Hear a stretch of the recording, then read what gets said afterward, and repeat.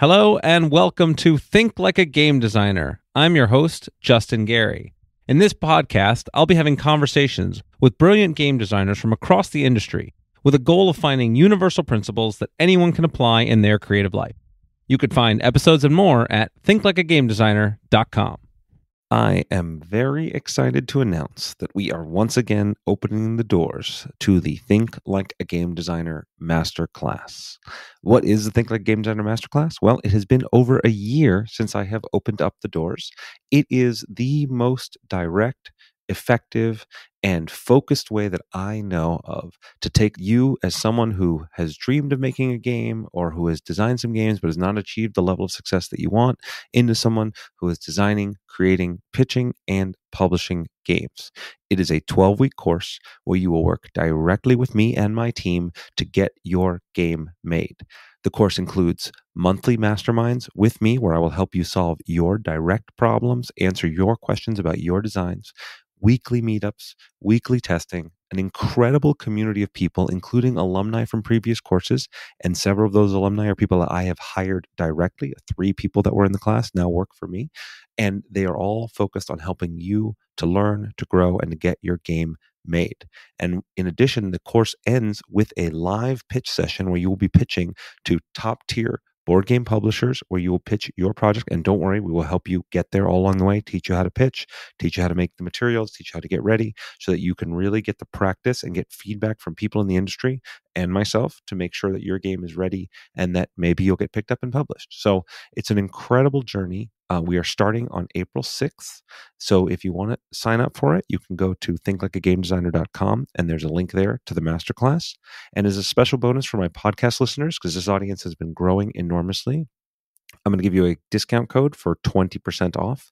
And then you need podcast 20. That's podcast and the numbers 20 to get 20% off the admission. Now, we are keeping this class very small because it takes a lot of time and attention, and we want to make sure everybody gets a focus on it. So there's not that many slots available. So if this is something that's interesting to you and you're hearing this right around the time that it's possible, this is April 6th, 2023 is when the course launches, then I encourage you to sign up right away. We're also doing something a little bit different this year because, listen, the course is not cheap in terms of cost of money, but especially in cost of time. I don't want anybody to sign up for this course if you don't have at least 5 hours a week to commit to really focusing on your game because you're not going to get the most out of it. We have over 40 plus video lessons. We're expecting you to iterate, play test your games, use the core design loop, continue to improve. So if you're not willing to put in that time, then probably this is not the right course for you. But if you are, I know of no better way for you to get a return on your investment. Now, if that 20% off coupon code is not enough for you, if you have serious financial hardships, we are doing something we've never done before. We are holding a couple of slots for scholarship programs. So if you're the kind of person that really wants to do this, but you cannot afford it, and you really are willing to commit the time and interested, you can go to thinklikeagamedesigner.com/scholarship, and we will be picking a few winners and reserving a few slots for those so that money is not a barrier for you to be able to enter this course. It's incredible. I've met such incredible people through this course. The community is one of the best I've ever seen. So if something that you are ready, you've been listening to this podcast, you love the idea of being a game designer and you want to make that leap, please go check out thinklikeagamedesigner.com, and I hope to see you in the course. In today's episode, I speak with Jamey Stegmaier. Jamey is the CEO of Stonemaier Games and the creator of such games as Scythe, Viticulture, and Tapestry. Jamey is one of the most prolific writers and content creators when it comes to the topics of game design and running a company. And so it was great to actually get to talk with him and break apart some of these principles and deep dive. And as you'll see in the episode, he actually does quite a good job of interviewing me and pulling some principles out from me in some of my games. It was the first time I ever got a chance to talk to Jamey directly, and it was actually one of the harder podcasts for me to prepare for because there was so much good content he'd already put out there, and I talk about this some in the podcast itself, that I really wanted to make sure we dove into some new ground and deep dived into a lot of interesting things. So we certainly accomplished that. We covered about how you use data to help make your games and your process better. He does a survey of his backers and his customers, and we talk into some of the value of that. We talk about the value of nostalgia in game design. We talk about the process for being able to generate content and how you balance game design, content generation, running a company, and all of the other needs that constantly pull at your attention, including emails and communications with fans. We talk a lot about campaign design and go into the thought that went behind the design behind my own campaigns for Shards of Infinity and Ascension Tactics, as well as Ascension Tactics Inferno, as well as some of his games. We also talk a lot about crowdfunding and the process by which he wrote a book on crowdfunding and successfully crowdfunded games, and why he's moved away from Kickstarter and crowdfunding. He has a ton of additional insights when it comes to things like how he approaches businesses. We talk about community building. We talk about ambassador programs. Really, we cover the full gamut. And I could have easily talked for another hour and a half, but we ran out of time. So we covered a lot of great stuff. We also give links and content to get to all of Jamey's other materials. So there's plenty more. If you enjoy this as much as I do, I encourage you to go follow up and find many of Jamey's writings, videos, etc. throughout the interwebs. But for now, I hope you really enjoy my conversation with Jamey Stegmaier.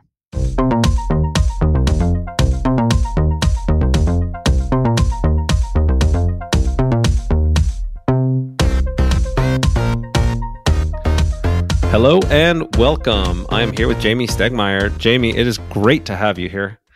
It is truly a pleasure. I've listened to your podcast for a long time and hope someday that I might be a guest. And now I'm actually a guest. So yeah, this is really, really exciting for me. Yeah, and to just share back, I mean, you were really one of the first type of people I was thinking of having on the podcast. I'm a little surprised it's taken me this long, just because we had never interacted before. Because you do such a great job of sharing information about the gaming industry, about what it's like to run a company, design games, go market, Kickstarter, like the whole gamut, which has been really kind of my mission with this podcast. So in many ways, it's going to be a challenge for me to surface new insights from you that you haven't already shared with the community. So I'm eager for the opportunity, and hopefully we can dive deep on some fun topics.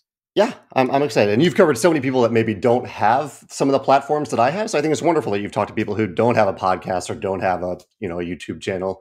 And but I'm excited to be here too.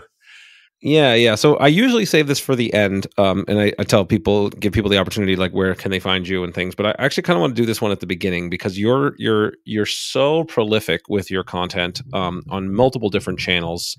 So maybe just give a brief overview for people who are inevitably will love this conversation and think they need more of you and more insight. Where are the best places for them to go? Well, everything's at stonemeiergames.com. That's the company that I run. For people who are looking for kind of the crowdfunding or entrepreneurial perspective, running a business, running a game company, that sort of thing, that's there on Stonemaier Games. It's on the blog there. And around 6 years ago, I also started a YouTube channel where, because I love playing games, I love talking about game design, and I didn't really have an outlet for that. And I didn't want to review games. I just wanted to talk about design, kind of like what you do here. And so on my YouTube channel for Stonemaier Games, I talk about games published by other people, and I do some top 10 lists and things like that. So if people are interested from the design perspective and they've listened to everything that you've recorded, they can go check out my YouTube channel and hear about games there too. Yeah, and I think the proximate cause for me finally reaching out to you was I saw you did a favorite mechanic review of SoulForge Fusion, right. And somebody linked it to me, and I'm like, why have we not talked already? We have so much in common. We really should be doing this. So I messaged you on YouTube, and we were able to follow up through there. So it's great. I mean, this is so okay. So I let's go back. Let's go back to the origin story. Let's go back to the beginning. You've chronicled a lot of this stuff, but for people that don't know you or don't know, kind of where you come from, maybe give a little bit of a story of how you got into game design, how you got into this process of starting your own company. This is the dream situation for a lot of people, even though they don't really understand what they're getting into a lot of the time. So maybe walk us through a little bit where you got started. Yeah. And a quick version of it is that as a kid, I loved games and game design. So when I was very young, I was already kind of experimenting with game design a little bit, dabbling just a little bit. I don't think I fully understood what it was, but I would, create a prototype and write the rules and play like the game once. And I thought I had designed a game. Felt good as a kid.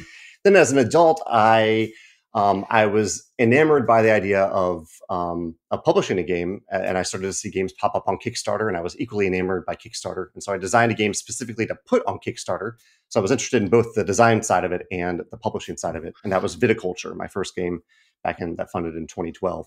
I used Kickstarter for a few years, and then I moved on from Kickstarter and grew the company in different ways. And Now we have 15 games here at Stonemaier Games, some of which are mine and some of which are games that I've helped other designers develop that we've published, including probably the most notably Wingspan is the game from Elizabeth Hargrave, who you've had the pleasure of speaking with on your channel. Yes, she's amazing. Yeah. That's the short version. Yeah. Great. Okay, now I'm going to pick apart and dive in more because you again, you're one of the more interesting guests to have on here because you've written in such detail about so much of this stuff. You even have a book that you wrote, a crowdfunder strategy guide back in 2015, and you continually update that information on your website. But when you go from I like to make games and I made some games as a kid to I want to try out this Kickstarter thing now over 10 years ago, what was that process like? How did you know even how to go about doing that? How did you know how did you build an audience that first time around? So for people out there that are just, they're in that same boat of like, hey, I kind of like making games. Maybe I can make this happen. What happened for you then? And if you want to intersperse bits about how that's changed throughout the way, then that's cool too. Yeah. I'm glad you said that last part because it definitely has changed quite a bit. Back then, there were a handful of game projects on Kickstarter. Now there are a handful launched every day on Kickstarter. And so one of the things I did was I started following and backing a lot of different campaigns, not always for the full game. Sometimes I'd just back for $1 and follow along. And I would just kind of observe. I was just watching a lot of campaigns and watching how creators interacted with the people that were supporting these game related campaigns, and some were not game related too. I was backing a number of campaigns just to explore them and learn about them. And so that was really my research for it, about how to run a campaign and kind of how to run a business too. I have a degree in international business, but very little of that actually applied to the practical elements of actually running a business or running a Kickstarter campaign. And then the game design side of it, I had continued to play and design games for most of my life. And so I had a lot to learn, definitely. Like one of the things I didn't do for viticulture, I did not blind play test it. I didn't know that was a thing that I needed to do. And for those listening who don't know what that is, that's when it's unguided play testing. It's when you've created the prototype, a prototype, and you've created the rules for a game, and you send it out to people who don't have the benefit of having you there to teach it and play along with you. And so I didn't do that for viticulture and kind of learned the hard way that there's so much you can learn from that part of the process. Those are a few quick things. Yeah. That's super useful. And yeah, that ability to sort of, what I heard there was, learning from other campaigns and what they were doing well and following those things along. Obviously iterating and testing and building a good game, learning the lesson of doing blind tests. Actually, it takes us a little bit on a tangent, but whatever, it's my podcast. I can do what I want. How you write good rules and how you get people to learn the game remotely, without you there is always one of the hardest challenges, right? It's just so difficult to do. And I've lately been, leaning more towards doing as much as possible to drive people to other means of learning, right? Either, having ideally there's somebody that can demo to them or they learn at an event, but that's obviously not super scalable. So videos and kind of how to play walkthroughs. How do you think about that nowadays compared to, the sort of more traditional, just here's a rule book, good luck? I think about it all the time. It is. I am constantly thinking about how to better onboard people into our games. As someone who has, right now I have like 20 games on my shelf of opportunity, and the ones that are probably going to sit there the longest are the ones with the biggest, most complicated rule books, even though those might end up being the games that I enjoy the most. And so I am constantly looking for games that have great tutorials, or as you say, have used other forms of media to help me learn the game or help me understand at least some of the core concepts of the game. I just opened a game called Box One the other day, kind of an escape room box, and it didn't have any rules. It just kind of walked me through the initial ideas of the game until I understood how to play. It's a simpler game. Doesn't always work that way. But yeah, so your SoulForge Fusion doesn't, am I correct in saying that it doesn't have a rule book? I was taught it, but it has like an online That's version, correct. Yeah, that's correct. Yeah. We opted out of a rule book in the box because it's a complicated game to explain all the rules correctly, but not that hard to teach. I can do it in a 5 to 10 minute video or direct interaction of 15 minutes. But to read through a rule book and have the contents of a rule book, it's incredibly dense to try to be precise with that. And we felt that it was going to be better to just have people go. The game itself has a scan component to it, right? Every deck can be scanned into an online collection and played online. And so we felt that our customers would by default be more comfortable with that kind of game in particular.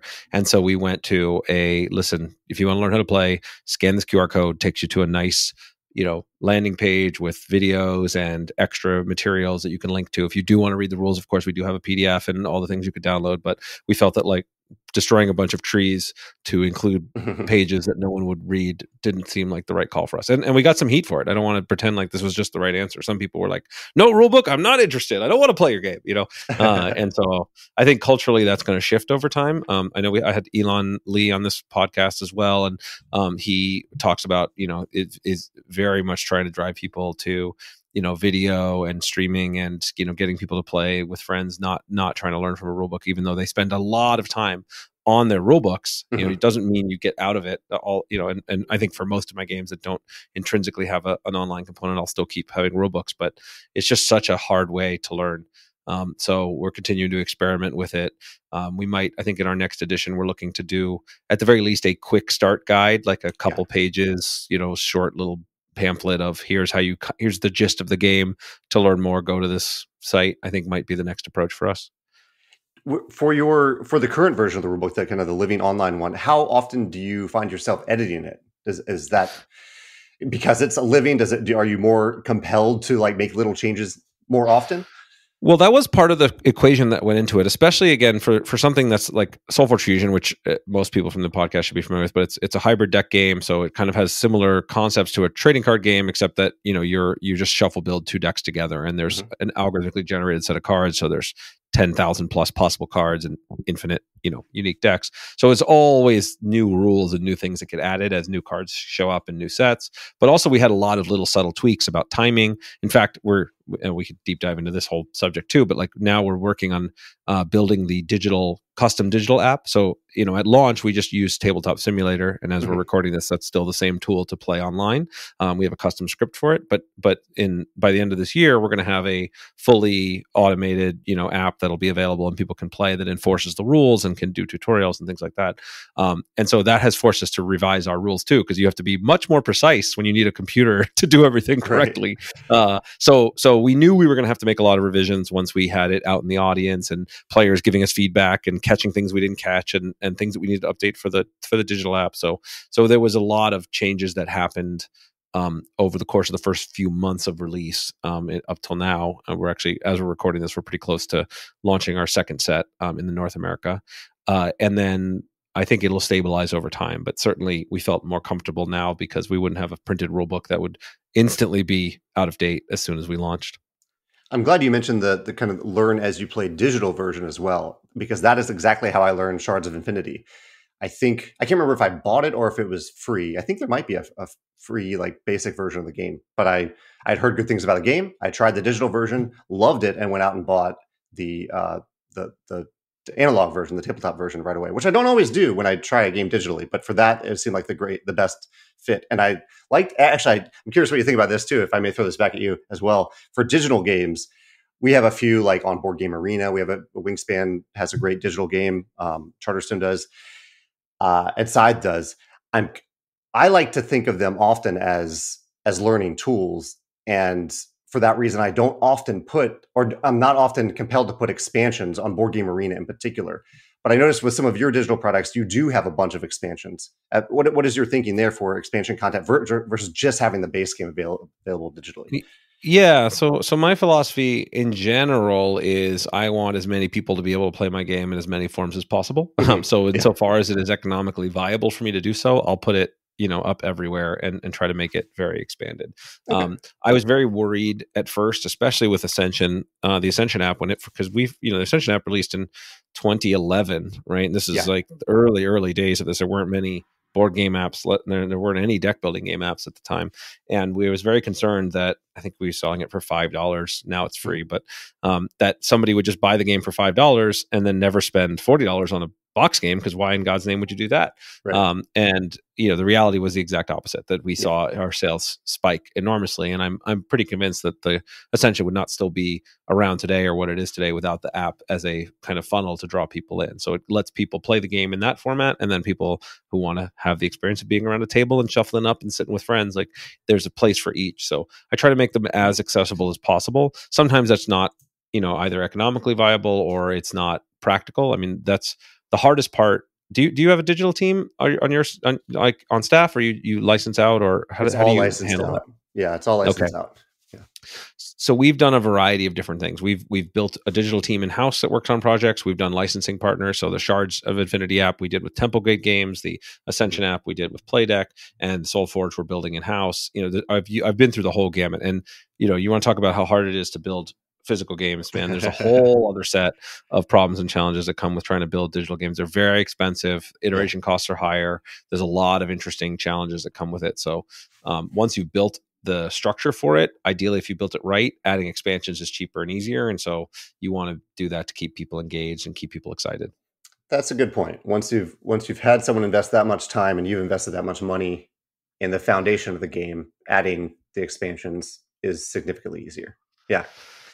Yeah, it's a fascinating thing, and I mean the world is it's continuing to evolve, right? The difference between having a game on something like Board Game Arena or Tabletopia or Tabletop Simulator versus a customized app. Do you want to invest in all of the different platforms? Some things that are playable on mobile. Do you want to be a game that can be played, the airplane games, as I like to call them, where the logic lives locally, or you want to build it server based where it's easier to update and secure? There's all kinds of questions that come with it that at least I've put myself in this position of I have to deal with, the good and bad of both platforms, right? Building physical games and all the logistics and things that come with it, and then the digital games and all the challenges that come with that. So it's fascinating, but it definitely, we didn't pick the easy route.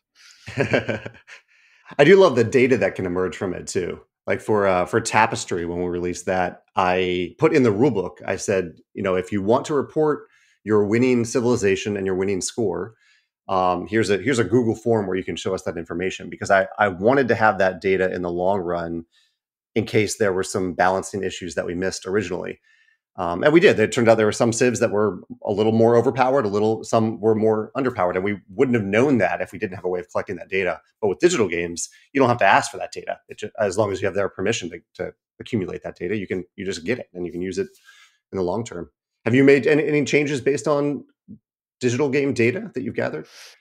Yeah, so it's interesting. I think that the for the most part, we make the games physically first, and then we launch them digitally. That's been true with almost everything we've done. And in those cases, I feel a pretty significant resistance to making a change based on digital input. Like we have, we have done it with. We did do it with Ascension over time. The correlation of turn one purchase of Arbiter of the Precipice, which is like a draw a banish card, to your victory was higher than we would have liked. We kind of knew that anyway, but we could just sort of reinforce our understanding of it. And so in the 10th anniversary edition, it's probably the only card we changed in a way that made it worse. It's a 5 cost instead of a 4 coster. We increased its honor value which made it better to buy later. So it wasn't a strict downgrade, but it was a change that we made. When it comes to purely digital games, like the original version of Soulforge we did as a pure digital TCG, then we change stuff all the time because of that. We want to see, players love to complain about a given broken strategy. And it turns out they're not usually right. So we have this data now for Soulforge Fusion. It's a great example. People love to hate Krogius. Krogius is our starts off as a little 1/1, then goes into a cocoon, then becomes a 30/30. Can't be stopped. Your opponent can't target it with spells or anything. And so it's very players complain about it a lot. But we can correlate based on our tournament data, because everybody has to log in which deck they play, and we can see who wins and who loses. Krogius is not associated with winning. It's not correlated with winning at all. At all. It's not even close. So there's and so those are great for me because I was pretty sure I was right, and this was not a problem. But the data helps to back it up. So I think mostly when I think about digital data, at least the way I've been successfully able to use it, it's more of a gut check against your instincts that you have already, not so much that it's like surfacing things you wouldn't know otherwise.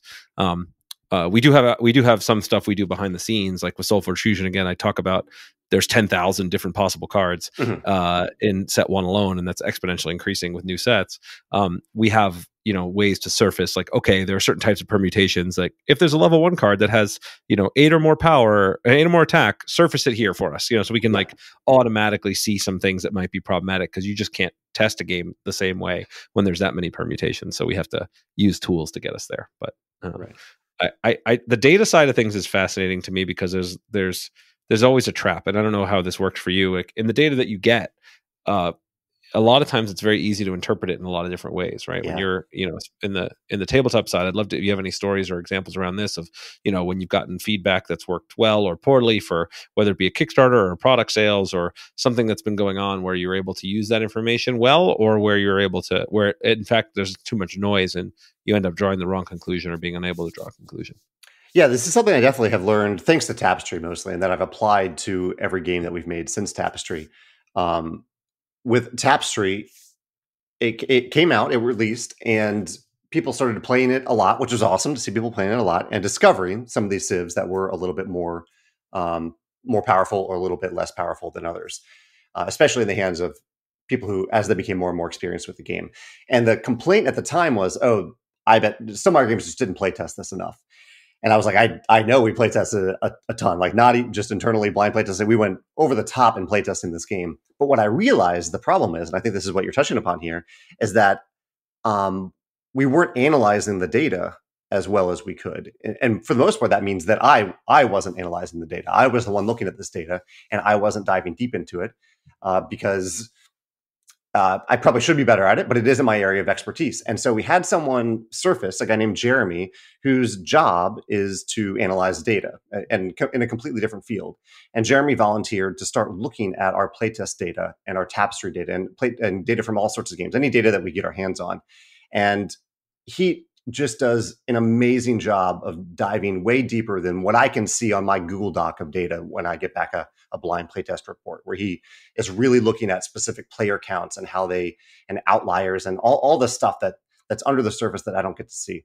And it's made a big difference in playtesting games as we look at that data from various games that we're playtesting, and it's made a big difference in Tapestry and some of the changes that we're going to make with a revised Civ pack for Tapestry. So that data analyst, I think that's where the analyzing the data, it can be just as important as the amount of data that you have. Well, and the amount of data you have can actually work against you sometimes, right? Like if you have too much data, it can cloud what's actually going on. Like there's this idea in business around KPIs, right? These key performance indicators, that you pick some key metrics, some key numbers you're driving towards, and you say, look, these are the things we're going to optimize for. If you have too many of those, then you could delude yourself, right? Oh, well, this one went down, but this one went up, or this is because of this thing, right? And really narrowing down, like, all right, what do we really care about here? And so that can, in terms of your engagement with your game, it could be, how many people are joining your email list or your Discord with your company. It could be, whatever your metrics are. Obviously sales is a good one to track, but and when it comes to your game, you want to highlight some specific things, right? So we'll track, whatever you're trying to solve for at that time, right? Okay, well, let's make sure we know what the player order is and who wins in player order. Is there some aberration where going first or going last or something is an abnormal advantage? Or starting with this given Civ or this given Forgeborn or this given character, does it have an aberrational win-loss records? And so being able to find those things can help you point to problems. But there's no substitute for the design instinct at the end of the day to find out, what the right solutions are, which things need to be acted on. Yeah, that's the gut side of things, that's the side that I enjoy the most. I think more than the data side of. Sure. Well, I think the data side is the data. Yeah, and it's my position that data can inform your gut and help you to ask the kind of focus on the right problems to solve. But I don't think it solves the problems for you. I've never experienced that anyway, even with access to quite a bit of data. Yeah. Speaking of data, actually, so you do an annual survey, right, of your backers, of your customers, and collect data that way. Can you talk a little bit about that and kind of how that started and how you use it? Yeah, I was actually just thinking about that as you were talking about how data can be a little skewed sometimes based on who you're asking. But yeah, we have an annual demographic survey that I send out to our e-newsletter subscribers, just to learn how to better serve them, really, like how they're interacting with games, how many campaign games they played in the last year, to see if we should make more or less campaign games, where they're playing games, who they're playing games with. I just try to learn as much as possible about our customers, and it definitely ends up being biased towards the people that follow us and the people who choose to respond to this survey, which usually ends up being around 4,000 people. But at the same time, those are the people those are the most active people. So I want to make sure I'm serving them, and hopefully the way that I serve them can reflect on other people who join in the fun later. This is a great, not to interrupt, but this is a great point to highlight here, right? The loud minority, or the most invested minority, the ones you're going to hear from the most often. And yes, it's absolutely important to serve them, but a lot of times what they want is not going to be the same as what the mass of players want, or new players are going to need to support your game. So yeah, I don't know how you are able to parse that, or how you think about, or maybe some surprising insights you've had based on these surveys, either where you've learned something and acted on it, or where you've learned something and said, you know what, this may not be the best thing for the customers who aren't speaking right now. Yeah. I for the most part, I try to keep that in mind. Like when I make an annual blog post about it, I try to make it very clear that I am not saying that this is what all gamers are saying or what all people are saying. It's just what a small sector of our audience is saying. And even then, like, we have a good number of e-newsletter subscribers. I'm very grateful. I think it's around 45,000 people at this point. But we've sold 1.7 million copies of Wingspan. So there are so many, many more people out there who have Wingspan on their shelf that have chosen not to engage with us in that way. And I don't know what those people are thinking. I want to know. I would love to know what they're thinking and how they're interacting with our games, but I don't have that type of access to them. So it's just a small piece of the puzzle when I'm getting this data. I'm trying to think of a specific example, because there was one question that I asked a while ago, and I can't remember the topic, where when I posed it to our audience, the answer was very different than when I posted it, even on the blog, for people who were following my blog. And unfortunately, I can't remember it off the top of my head. I think it may have been about campaign games, because I think a lot about campaign games. But we'll talk about that in a second, I think, because I do have a question for you about Shards of Infinity. But yeah, did anything come to mind as I was rambling there? Yeah, no, I think that's the thing that came to mind for me, and I'm eager to and excited to talk about the varying challenges and upsides and ways we do campaign games. But I know, so my original background is kind of in Magic, and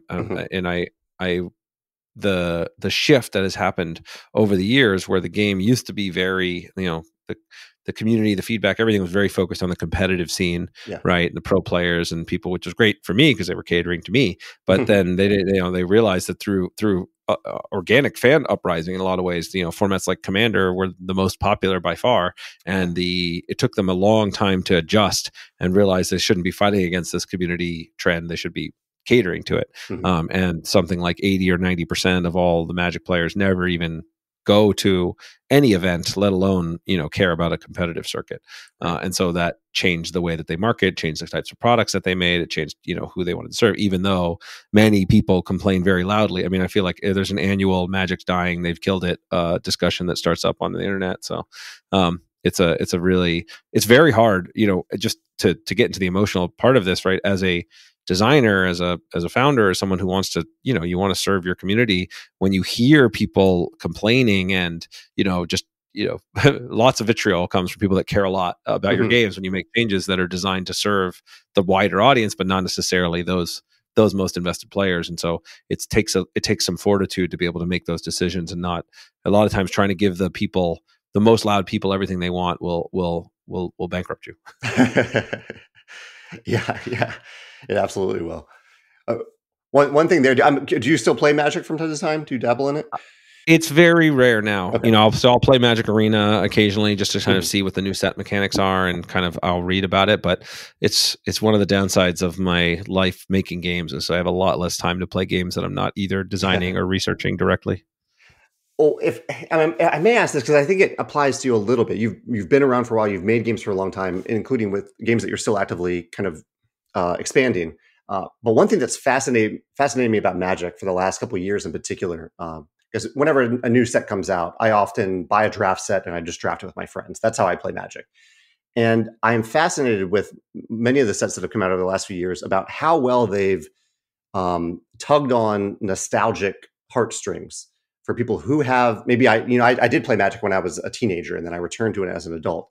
And they have, like in the latest set, they have old artifact borders on some of the cards. Like they brought back some of the old artifacts. And I don't know if it's something that only Magic can do because it's been around for so long, and that they have changed things like the card frames over the years. But have you played around with that idea of nostalgia at all in your games? Oh, absolutely. Yeah. No, it's a powerful tool, right? I mean, so Ascension has been around for almost 13 years now. Mm-hmm.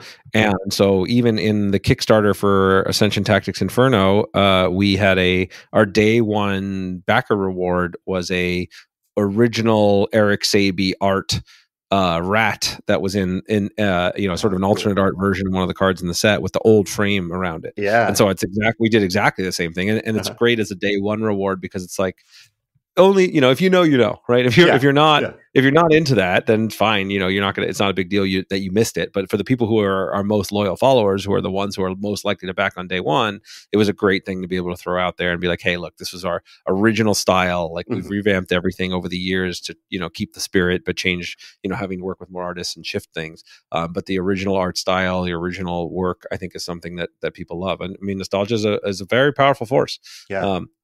I don't think you don't do licensed games, do you? I don't think I saw any in your catalog. The only one that's kind of in that area is Red Rising, which is based on a novel series. Oh yeah, that's a great series. That's really cool. So okay, so you got one at least. Just one. But I think that when I think about which we don't have any licensed games. I worked on licensed games in a previous company in Marvel and DC and World of Warcraft, and I love all that stuff. But I think if I were going to pick up a license, it would be trying to take something that's like a cool old nostalgia value and maybe not as popular nowadays and bring it in, because you just get that immediate warm fuzzy feeling in a whole class of people who would come over. So yeah, it's a powerful tool if you're going to use it within a game. I think obviously you need some history to be able to evoke it, but you can also borrow it, whether it be from other IP or honestly, I think the success of Flesh and Blood is very much a nostalgia play. Yeah. Right. I mean, their marketing and their whole positioning was all like, remember what Magic used to be like? Well, that's what we are. Right. I mean, it was explicit. And so I think it's absolutely one of the tools in the toolbox for how you want to pull audiences in. And especially now that, all of us that grew up, playing these games in the 90s and are now, have a lot more disposable income and are a great audience to target, especially for launching something new. If you can get a preset group of people that come in for nostalgia value, it can be a high value conversion. Yeah. So I'm happy to if you want to, I know you mentioned you wanted to jump and talk about some campaign stuff. I have some other topics I want to cover as well, but I'm happy to bounce this back and forth. You said you had something you want to talk about with Shard's campaign or otherwise.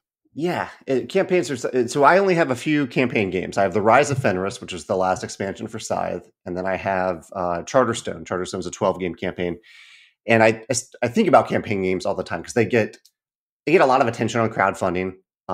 And some of the top ranked games are campaign games. They tell amazing stories, but I find myself as a gamer playing fewer. I'm drawn to fewer campaign games because I often feel like I have one in the works. Like right now I'm playing Betrayal Legacy, and I don't really want another one until I'm done with that. And I don't want that one to overstay its welcome. And I just wanted to partially thank you because I think the Shards of Infinity, the Shadow of Salvation campaign expansion, cooperative / campaign expansion, I love, and I've lauded this many times. I love that it's like, is it a 3 or 4 game campaign? 3. I love that you made it a 3-game campaign. Like my girlfriend and I played through it in about a weekend, and then we played through it again, taking the other paths that we could take on another weekend a few weeks later. And I just love that you made something short instead of something epic. And by doing so, you made it much more likely for us to actually finish it and complete that story. So I wanted to thank you for doing that. And I wanted to see if you had any thoughts about campaign length in general and the value of that in a world where some of the biggest name campaign games seem to have made that name, I think, by having 50 game campaigns that hardly anyone actually finishes. Right. Yeah. So well, thanks for the kind words. Shards was the first campaign game that we built, that Mhm. I've really designed. And so I started from kind of first principles, and they were similar to what you described. Like I don't have the time to play Yeah. a 20-hour or 50-hour campaign thing. I don't want to. Yeah. It's just not my cup of tea. And designing campaigns is hard. Like I Mhm. think of each campaign game, each scenario is its own game you're designing Yeah. inside of your other game. Like it's so much work. Like so much work. Yeah. And so if you're going to do it both to create it and then to go through and play it, you want to make something that's going to have like a high return on your investment, and people are actually going to enjoy. So Mhm. I wanted something that was replayable, so that I wouldn't feel like if I did it once I can't do it again, because again, that's a lot of work for something someone's only going to touch once. Right. And I wanted something that didn't feel like I was committed to this insane length. So it's both, the campaign itself doesn't take that long, and there's choose your own adventure, and we even have an audio recording of all the scripts and everything, so you can like have fun with it. And then but also that each campaign segment could be played in a normal game length for shards, under an hour, 30 minutes to an hour, depending on how many players and how fast you are. Mhm. And then you could pause and then take the next one. And then each thing, the whole experience shouldn't take you more than 3 or 4 hours, maybe 5 if you're, take your time with it. So I think that, and then that informed how we built the campaign for Ascension Tactics. And Ascension Tactics was a much more involved version. We had like a dozen starting scenarios, and then we had about a dozen campaign scenarios. Now we still branched it, so we took the same lesson of branching campaign. So it's still only five scenarios you play through to get through the whole thing.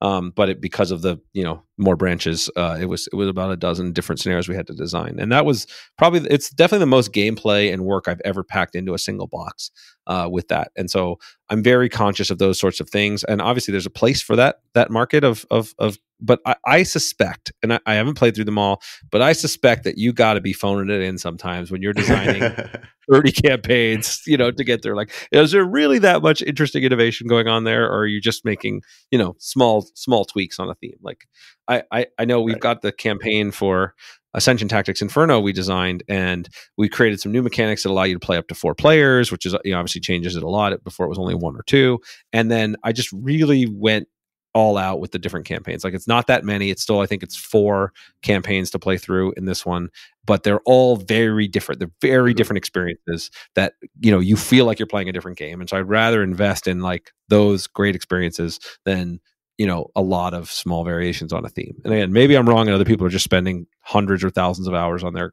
campaign design, but it seems it's very tough for me to make that exchange when I could design multiple entire other games in the time it would take me to do something like a 20 or 30 campaign game.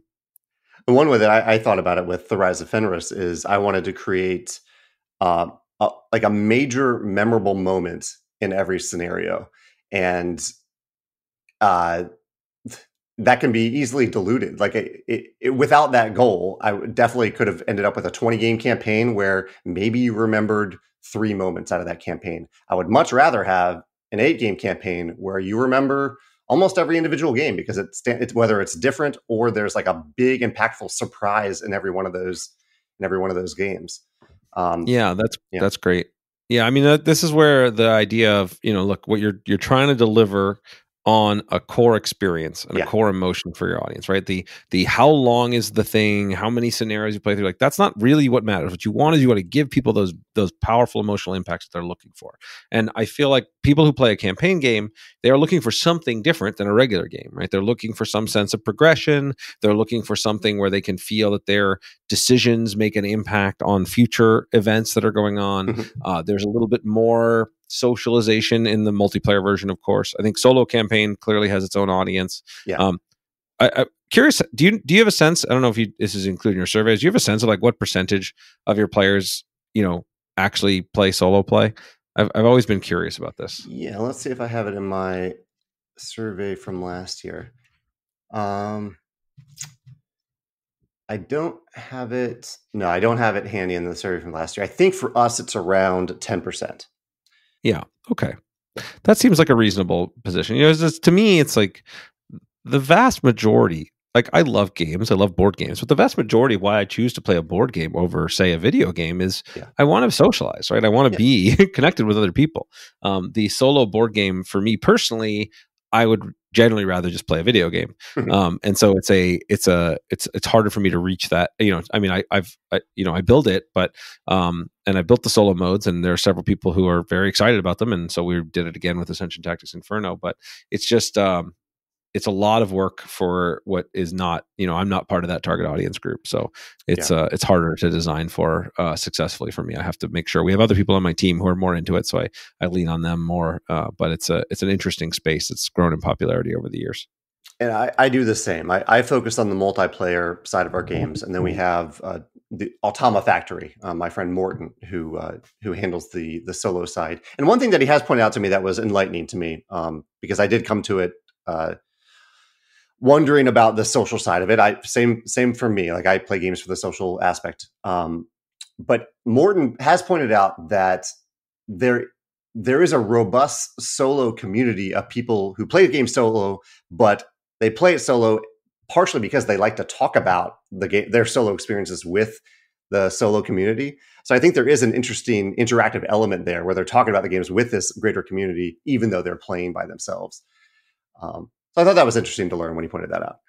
No, that makes a lot of sense. Actually, I hadn't really thought that through, but it also explains partially why the solo players are, I think, louder percentage wise than others, because that's how they socialize with it. Mm-hmm. That becomes a thing. So that's fascinating.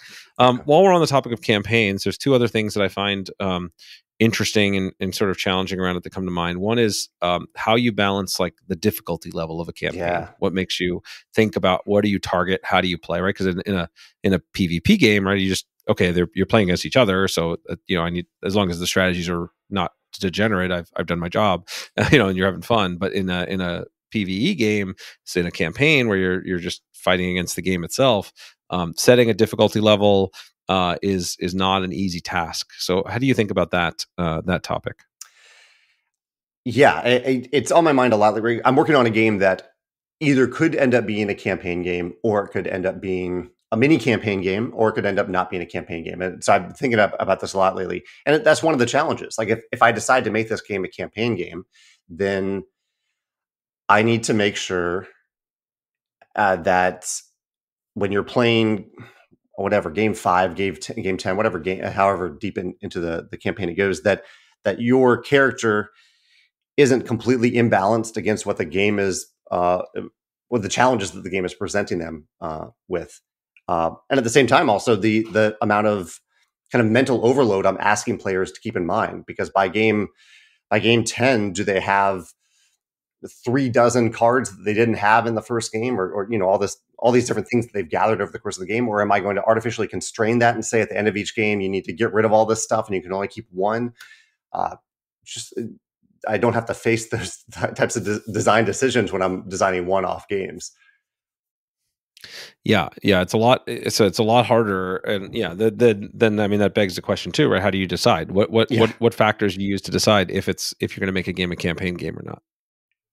Yeah, well, you mentioned the experience. What kind of experience am I trying to offer someone? The game that I'm talking about is a game where I built a big world, and I'm trying to decide if it's more exciting for players to end up on this world and spend a single session on it and then blink out of existence and then come back later fresh and new, or is it more interesting for them to spend a lot of time with the same character, walking around this world and exploring this world and going deeper into their character and having that character specific progression?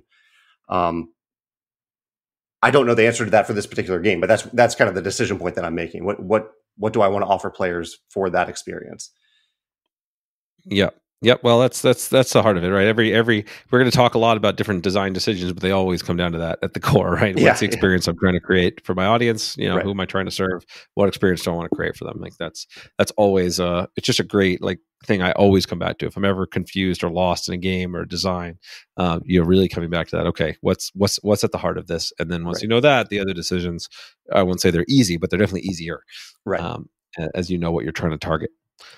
And I did go through that with Charterstone. Charterstone is a competitive legacy village building game that I made. And from fairly early on, I knew that I wanted players to have that sense of pride of building their own part of a village, and that part of the village would carry over to the next game. That was really important to the game itself. So that was kind of baked in from the beginning. Well, yeah. So let's tease that apart then a little bit too. So legacy games, and I'm trying to remember to define it. Are games where the game is permanently altered Yeah. based on previous gameplays, compared to a campaign game where your situation is altered based on previous games or previous scenarios, but you can still sort of reset everything back to the beginning if you want to. Right. Is sort of the main fundamental difference as I define it. How do you think about those two different genres and how you decide between them? Or because we had that same debate with Shards. Do we want to make this a legacy game? In fact, that's where we started. And then we kind of, the more we thought about it, the more like, I think it'd be more fun to be able to just replay it. So we opted out. But how do you think about those terms?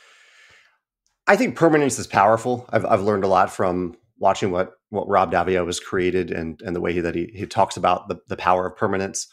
I think I view it as a tool to use in the right circumstance. Like sometimes that permanence can be really powerful for players to experience when they tear up that card or when they put a sticker on the board and that sticker is there from then on. That is a feeling, that is an emotion in itself. But from the design perspective, it's a big choice to ask a player to make a permanent decision because it can't be undone. They have set themselves on a path then, and I need to anticipate that path as a designer.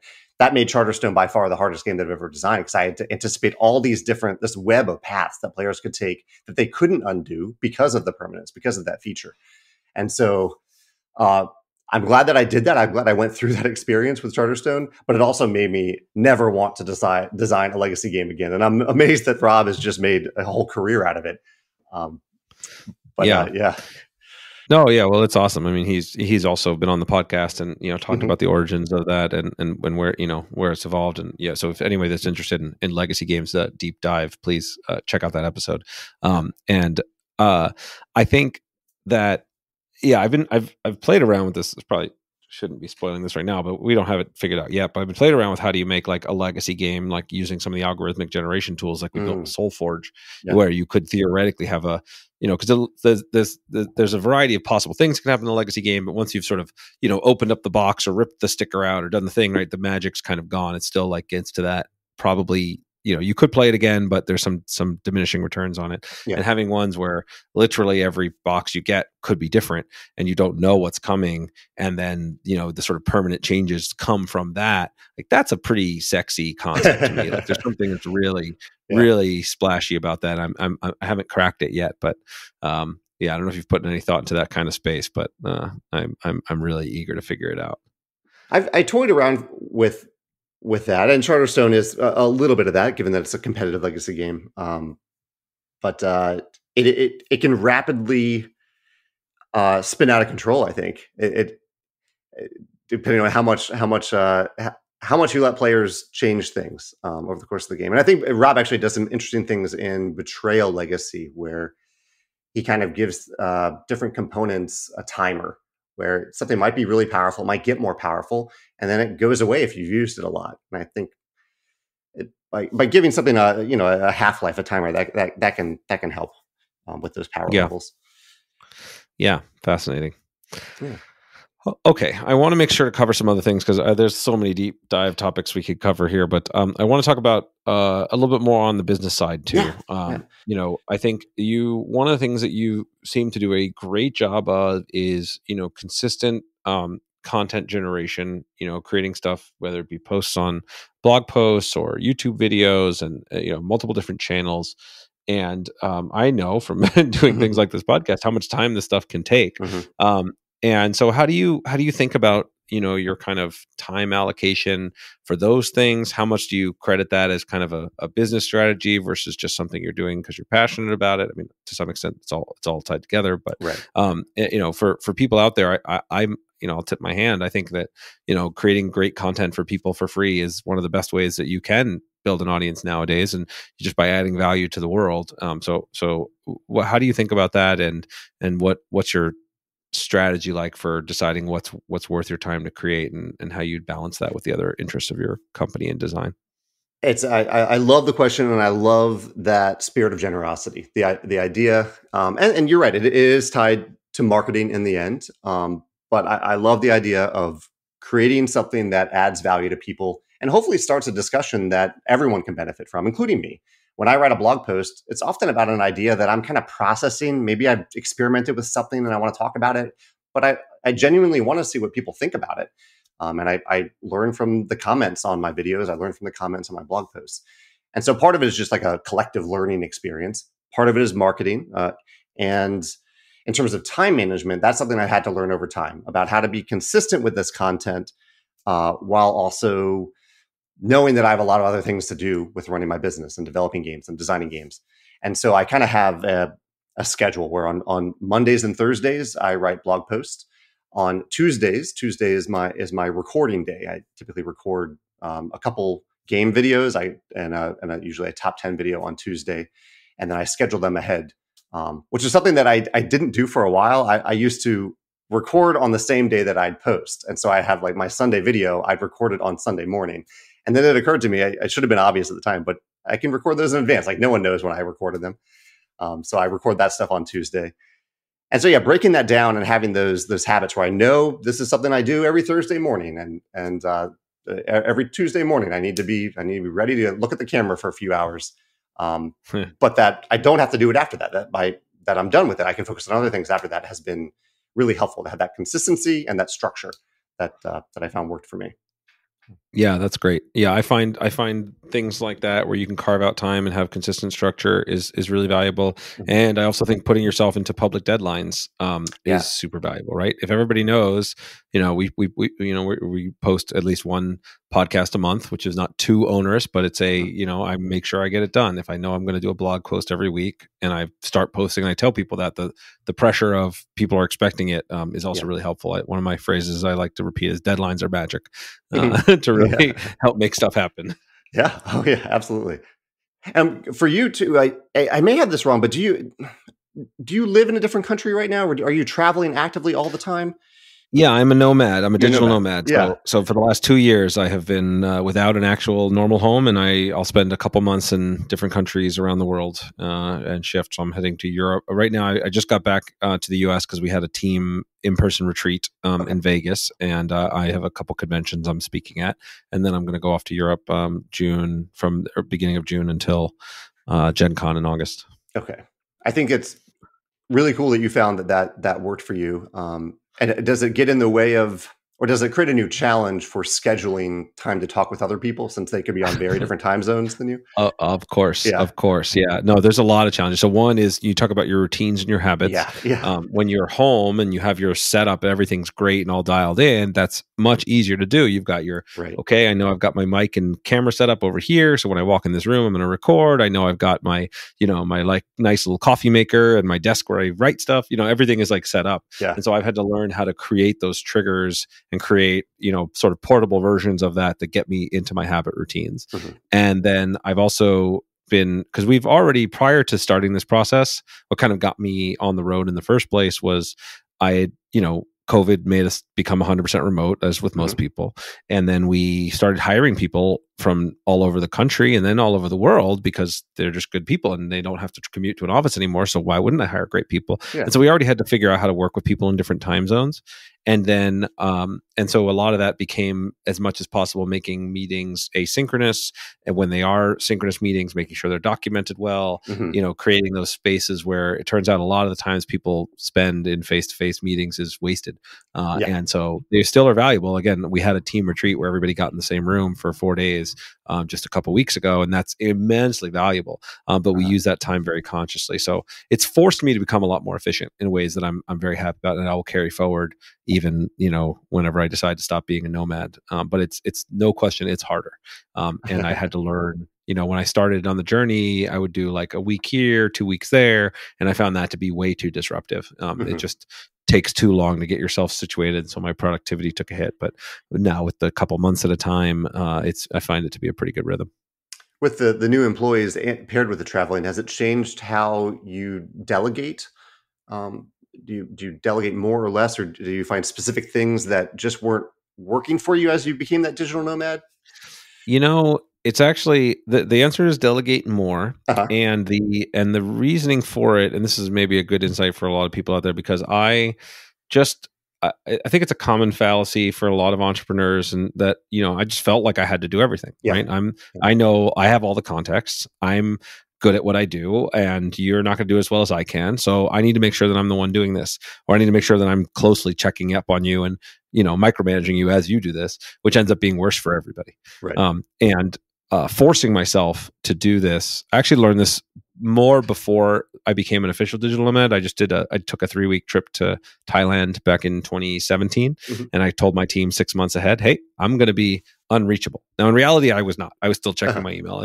But I told everybody I was unreachable. And I just run it as an experiment. Like, you have 6 months to get ready. You have plenty of time. What do you need from me? How do we set this up? And everybody stepped up in a way that I was so impressed by. And then it made me feel so dumb, because I realized that I was the reason that they were holding themselves back. I was the one holding them all back. And so removing yourself, this idea that you're some superstar and you have to do everything, is so critical if you want to scale a company. And so I have a great team. They're incredibly talented. And I'm not saying I got this perfect by any stretch. I'm continuing to learn and try to get better, because as we grow, I don't know if you have the same problem. How many people do you have on your team? Now we have, I have 3 other full-time coworkers and 2 part-time. Okay, great. So you're still, that's an awesomely small team. We were that size maybe a year and a half ago, and now we're like 12 plus full-time, and then another 6 or so part-time. We scaled a lot recently with different divisions and a bunch of different things going on. And that just, you have to manage differently. You have to change everything because you can't, with 3 people, 5 people, even up to maybe 8 people, you can pretty much know what everybody's doing. You can be very closely connected to what everyone's doing all the time. Once you get past 10, that becomes actually, impossible. And you have to start thinking about, this is where, like, the idea we talked earlier about KPIs and managing some things by metrics. And so you have to ask yourself the question is, like, what is it that would need to be true for me not to worry about this at all? Mm-hmm. What would need to be true for me not to worry about this at all? And then you write that down, ideally, right? And then you can share that. Say, hey, here's what I would need. And here's some milestones I'd like, or here's what I would like to see written up from your meeting notes, or here's what, whatever it is that you would need. And then give your team the ability to run and being conscious for yourself. Because I always tend to worry about everything that's going on, right? I mean, you're running the business. It all falls on you eventually. You have to take responsibility for everything, even as you realize you don't really have control over as much as you would like. Well, I love the idea too that of almost intentionally going on a vacation to realize that maybe you are a little less important than you think you are. I have definitely gone through that myself, and it also made me realize how amazing my team is. It sounds like you realize that too, that they can handle things really, really well when I'm not available. I jury duty a couple of weeks ago, and I was really worried about it. And then in the middle of it, like, because in the trial, I cannot do anything. I can't check my email or anything like that, and everything was fine. Because my team is awesome, and they don't need me to do that stuff, do everything from moment to moment. Yeah, no, that's exactly right. It's a great insight. If it's a forcing function like that requires it, then so be it. And so then what then do you decide? Now you've got a great team. That they can handle stuff without you. How do you then decide what are the things that you decide you want to do versus you let other people do? How do you make those decisions, and what specifically are they nowadays? Yeah, I was thinking about this a little bit of that with the content creation. I found that I enjoy that more than I thought, and so that is definitely part of my weekly workflow, that content creation. But I did realize along the way that I like turning on the camera and talking for a few minutes about a game. I don't like editing the videos. I don't like adding images to the screen. I don't like adding I have not learned Adobe Premiere. I could, but I don't really want to spend time doing that. And that takes the joy out of it for me. And there are certain things that I have to do in my job that are not everything is full of joy at every single moment.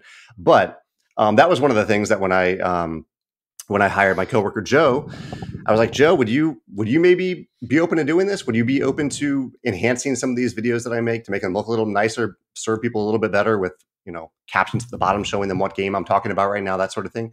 And Joe does that. So I'm able to do part of my job that I think I'm pretty good at and that I enjoy. And Joe does the part of it that makes it even better for people. He enhances it. But I also, I carve a few hours every day for game design. I carve a few hours every day for game development. And then a lot of my job is serving people, like the many different emails that come through my inbox. And I enjoy that. And yeah. Yeah, that there's a couple things. I heard that, right. There's the things that you enjoy doing, right? That's key, right? This like things that give you energy rather than sap energy away from you. There's the things that you're best at doing, right? Things that you can add the most value with, right? Where are you uniquely positioned to do it? And then there's the things that really are the most critical things, right? What's the most important that has to get done? And ideally, you're spending most of your time in the center of that Venn diagram. Obviously, sometimes it's not. Sometimes you've got to do critical things that you hate or that you're not good at. Sometimes you've got to be able to do, do the things that the things you like are okay to do when they're not that important. It's an interesting balance.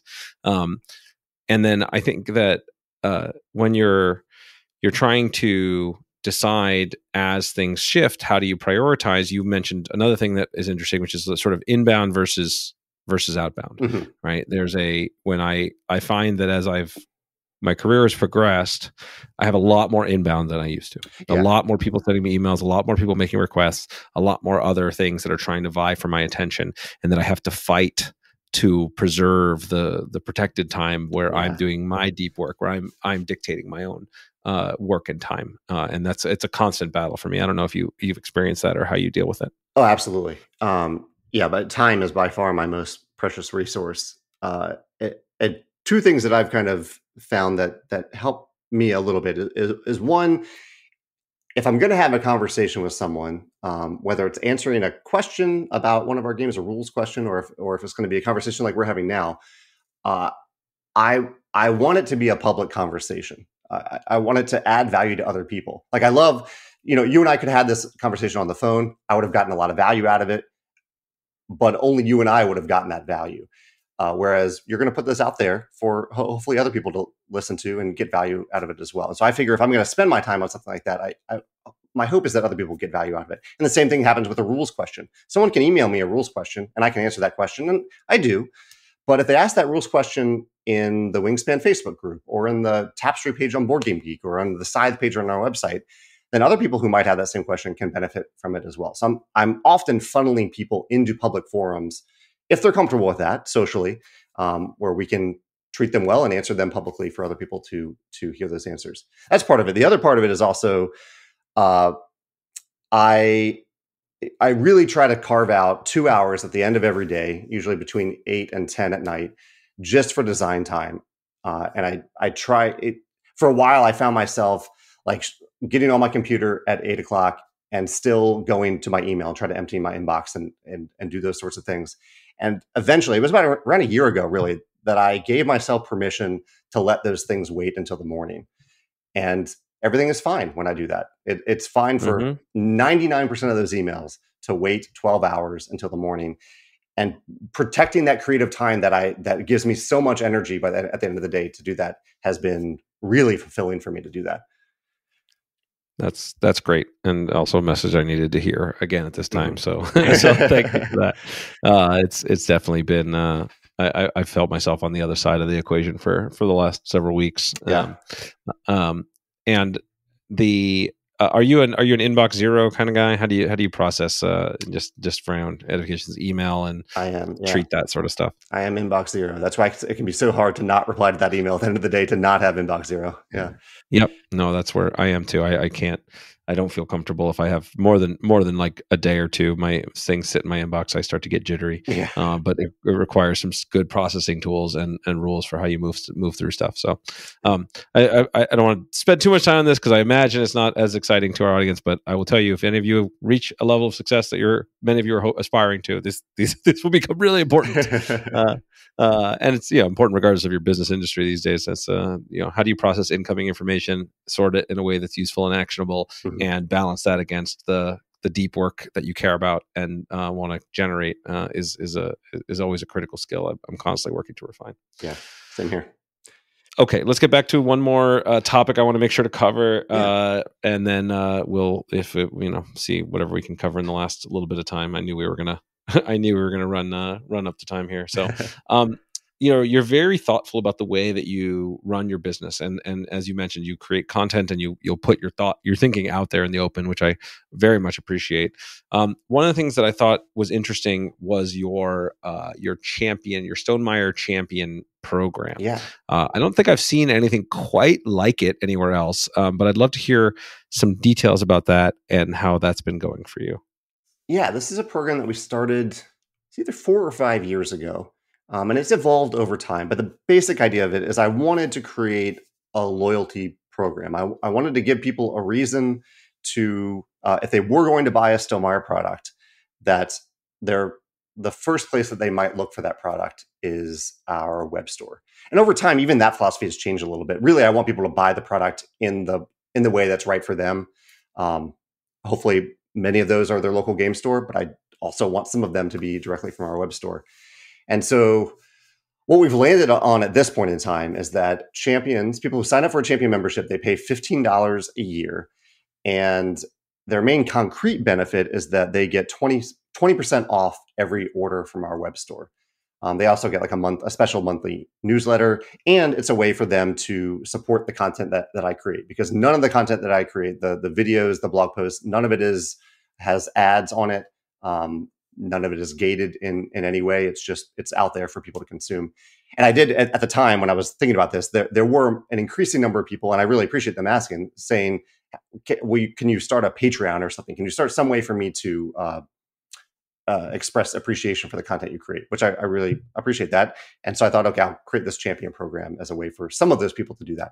And the champion program has grown. I think currently we're actually getting close to 14,000 people who are in the champion program. Wow. And many of them are just like, I announced my new game Expeditions a couple of weeks ago. Many of them may have just signed up to get 20% off on that one game, because that might be more than the $15 that they're paying. But then their foot is in the door, and maybe they'll check out something else later in the year, or maybe they'll stay in touch with Stonemaier Games more than they would have. So I think even that one purchase can be worth it. But yeah, it's a little like a mini Amazon Prime just for Stonemaier Games. Yeah. So there's an interesting this is why I wanted to open the door to kind of this idea of loyalty programs, ambassador programs. Like, I find I continue. It's just so hard to get through the noise nowadays, right? It's so much content out there. There's so many games being created. There's so much happening. Like, ways that you can empower your most invested players to both have a direct relationship with you, and ideally buy directly from you at least some of the time, but that's the secondary goal, and to be able to empower them also to spread the word, spread the gospel. It's something I think about a lot. And especially with games like Soulforge Fusion, where there's this sort of repeat purchase model, there's tons of content coming, there's events, you need to get people to serve as your ambassadors in a powerful way, or else they're just not sustainable, right? The value, gamers love talking about the games that they love. You want to make it as easy for them as possible, ideally with some rewards along the way. Do you have any other programs like that, or experience or thoughts when it comes to sort of not just the subscriber level, but the kind of alpha enthusiast level, or how do you think about those kinds of things? Yeah, we have a separate ambassador program, which just doesn't cost anything, because they're offering just as much value to us as hopefully we are to them. But there are people who are really, really excited about what we're making at Stonemaier Games. I think there's around 500 of them right now. For a while, there were actually a lot more. And I decided, there's a bit of a weird turning point in it, but I realized that a certain number of our ambassadors really hadn't bought into what we were actually trying to make. We were trying to make accessible, eco-friendly games that were inclusive. And I kind of realized that some of the ambassadors weren't really buying into that concept. And so there's now kind of an application to become an ambassador, but it's pretty easy to get in. So that there are often our evangelists. What's the word? I'm stumbling over. Evangelical, yeah. Evangelists, yes. They're evangelists for our games. And we also have a Discord that we set up, which is probably the most recent thing. Set that up a few months ago for people who want to just have that one specific platform to talk about our games. And we have the Facebook groups too. If someone's really passionate about just one of our games, they can go into the Facebook groups, which I love the communities that are built there as well. Have you used Facebook groups for specific games or Discord?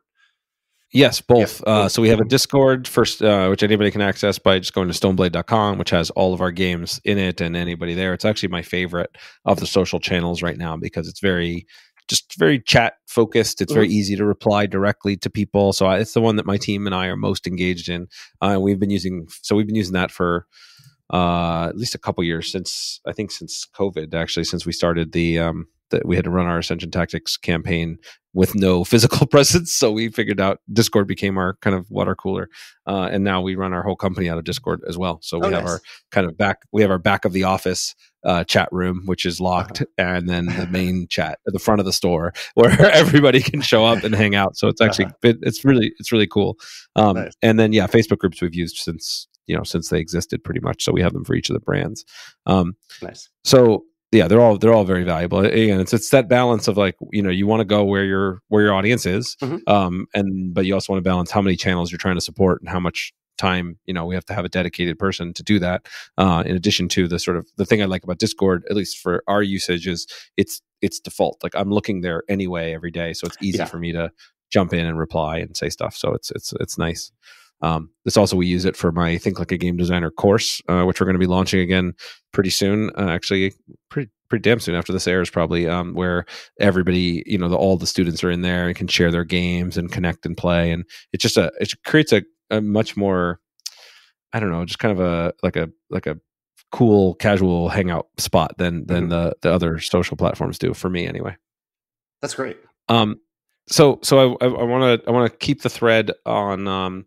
So building community, this is a key part of it, right? So it's all connected here, because I think great games is a critical piece of the puzzle, right? If you don't have great games, then you're dead in the water to begin with. But it's not the only piece, and may not even be the most important piece. It's that building a great community is at least as important over the long term. Yeah. And so these social digital communities supporting stores for their communities, and then having these ambassadors, these leaders, these alphas, whatever you want to call them, to help build communities in places you can't reach necessarily. So you said you have and selecting those ambassadors is not necessarily an easy process, because you want to open be inclusive, but you also want people that are going to represent you and your game and your philosophy as well. Right. So you said you had a short survey. What is it? What, if you don't mind sharing, like what's on that survey? Like what filters are you using there? Like how do you decide who gets in the door, who doesn't in this program? Yeah, so it's one of these. I'll share some of the questions with you. Some of them might be contentious at this point, but let's see.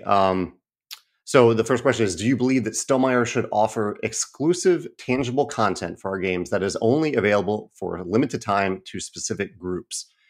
And this is kind of our way. So we have kind of fully embraced the idea that we want to be inclusive with our content. And if we are going to have promo content, and we do have promo content, that it isn't exclusive to a single moment in time or single group. And this was actually one of the biggest things that I found, that there are more and more ambassadors who seem to really want exclusive stuff. And it just is not the philosophy of Stonemaier Games. That isn't the type of content we create. How do you feel about those exclusive? You opened up a can of worms there, but I'll give you my short answer, which is like I hate it when games do gameplay exclusive content. Yeah. That's like that, right? Like I don't get to play with this cool toy because I didn't happen to be at the right place at the right time. Exactly. That really bothers me. But it does not, alternate art or variants or just purely cosmetics. I do not feel that way. I think that's actually a great way to reward people for whom are particularly loyal, or to show that hey, I went to this event, or, I think cosmetics are fair game, but gameplay exclusives are distasteful to me personally.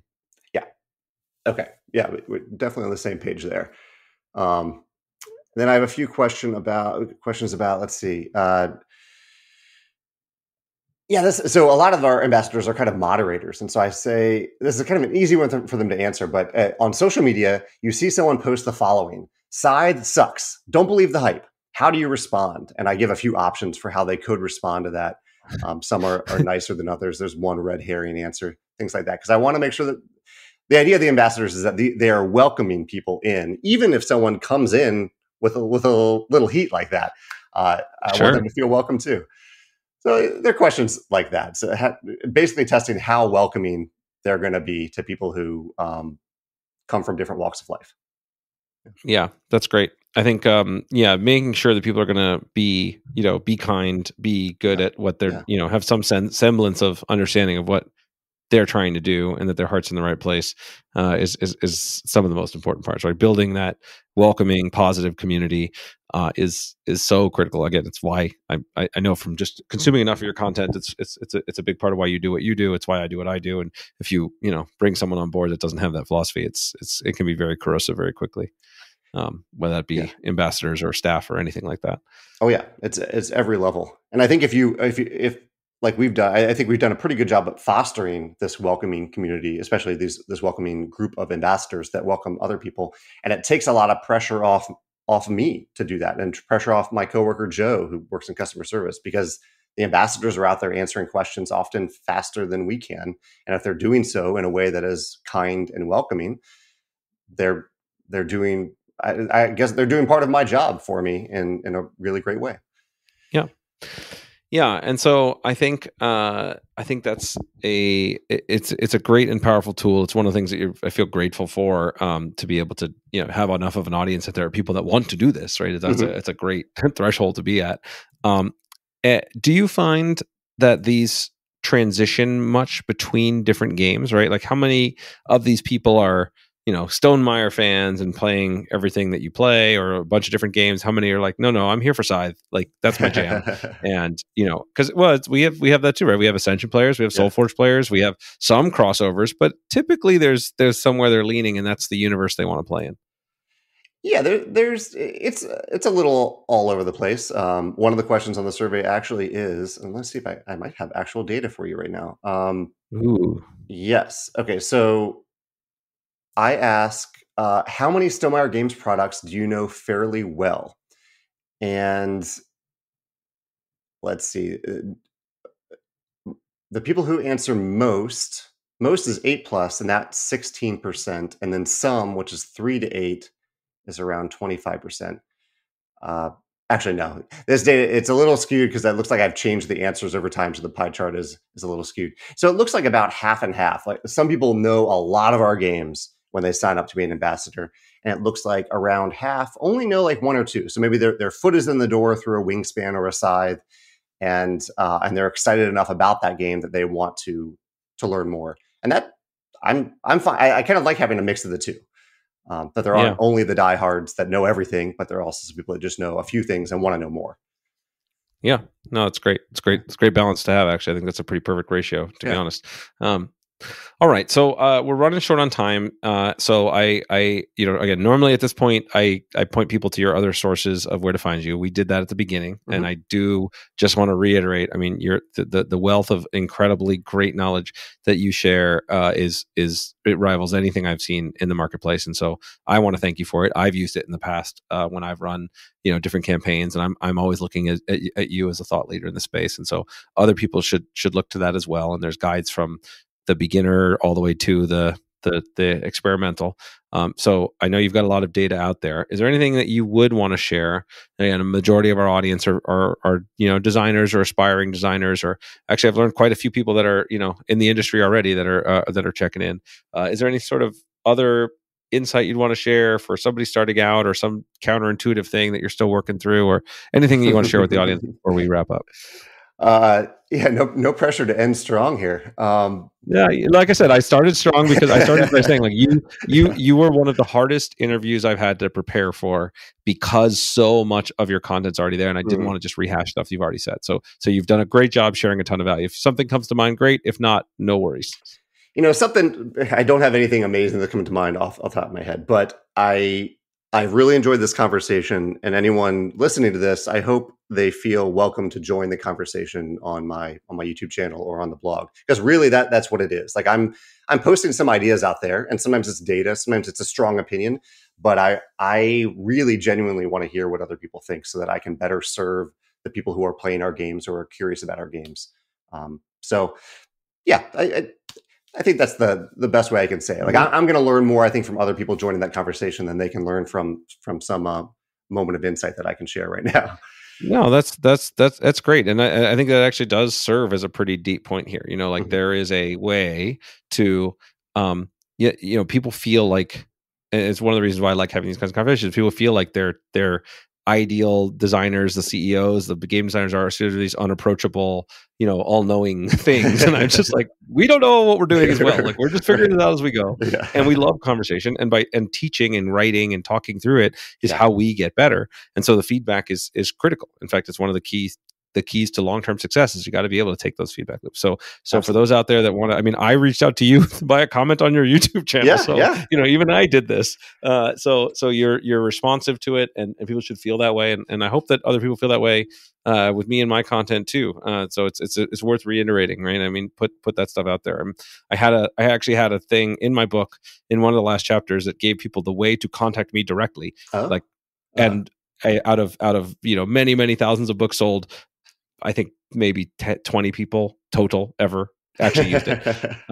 So it's the ability to just reach out if you have questions, comments, to engage, to share your thoughts. Everybody in the audience, please do so. And then who knows, maybe one of you out there will be the next guest on this podcast, and you'll be sharing your thoughts with the whole world. So this has been fantastic. So thanks so much, Jamey. I appreciate the time and the extra bonus time.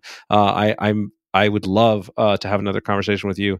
Maybe even be fun to get together and brainstorm a project or something. I think we have a lot aligned in how we think about these things. So it'd be a lot of fun. If your nomadic travels ever take you to St. Louis, let me know. Love to chat more. Sounds good. All right. Thank you. Take care.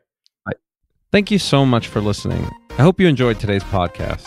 If you want to support the podcast, please rate, comment, and share on your favorite podcast platforms, such as iTunes, Stitcher, or whatever device you're listening on.